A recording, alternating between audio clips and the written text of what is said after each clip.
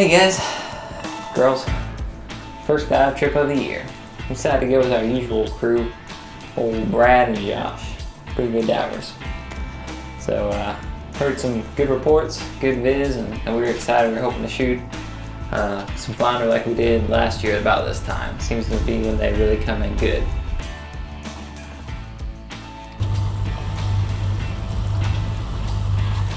So we went out, caught some bait. Want to have some bait for fishing in between dives. You know, be able to put out a flat line and stuff like that when the other guys are down. We found one of the biggest posy pods I've ever seen. I mean, it was huge. So we quickly loaded up on bait and headed out. Our first spot was a sunken tugboat, and this tugboat's done really well for us in the past. It's got a lot of bait on it, holds a lot of fish. There's a lot of kingfish, snapper, grouper, amberjack, a lot of amberjack, I'm telling you.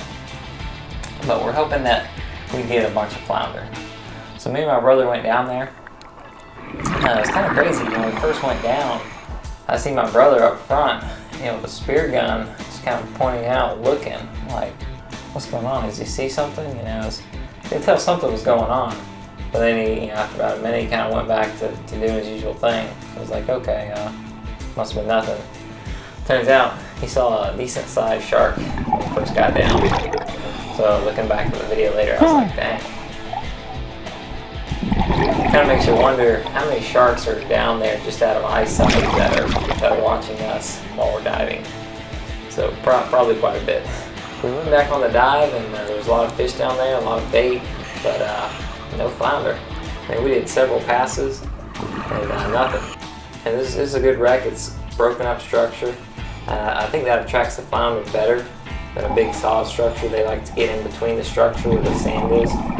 But we didn't see anything. One thing we did see though was a big Goliath Grouper. He was a big old boy. He was just cruising along. I was looking and seeing a big school red snapper, and also I'm like, dang, there he is. He's just cruising around the wreck like he owns it. So pretty cool to see, big old fish. Not much down there, so we decided to head up. Meanwhile, while we're down there on the surface, them guys were catching some amberjack. Beat the smell. Alright, Brad, tell me about him. Alright, he hurt my back. I don't like him. Alright, we'll go ahead and throw him in. He doesn't like me. So no, let's keep that one. You want to keep that Yeah. one? How much longer are they going to be down? Did we get hitchhikers out here? So we went to the next spot. This next spot's some culverts, and again, it's done really well for us in the past. A lot of flounder on these culverts. Brad and Josh went down, but not really anything, hardly anything. Not what we were expecting at all. Just don't seem like the flounder were there. So me and my brother decided, hey, let's try something different. Let's try a natural ledge. So we went to this ledge not too far off and dove that. And there was a lot of bait on it, some amberjack over it. And one thing we saw a lot of was sea bass. And typically fishing, we noticed that we do better on these ledges during the summer for sea bass. You know, we went up and down the ledge and just sea bass going back and forth, just hanging out under it. They seem to like it for some reason. We did shoot one flounder, so that was good. Yeah, just one. But it was okay. Finished the dive and heading back up. When we got to the surface, since there were all those sea bass down there, we decided to drop a rod and reel down, drop a line down. We were using some cut bait, some of the pogies we caught earlier, just cutting them up into chunks. Had a little 4-aught hook with some 50-pound line, I believe. And we would just go up to the ledge and just drift it back. And we were drifting slow enough, and we just drift down, and sure enough, we'd pick up sea bass several times. We'd go through a lot, some were small, but we picked up some decent ones, and it was pretty steady action.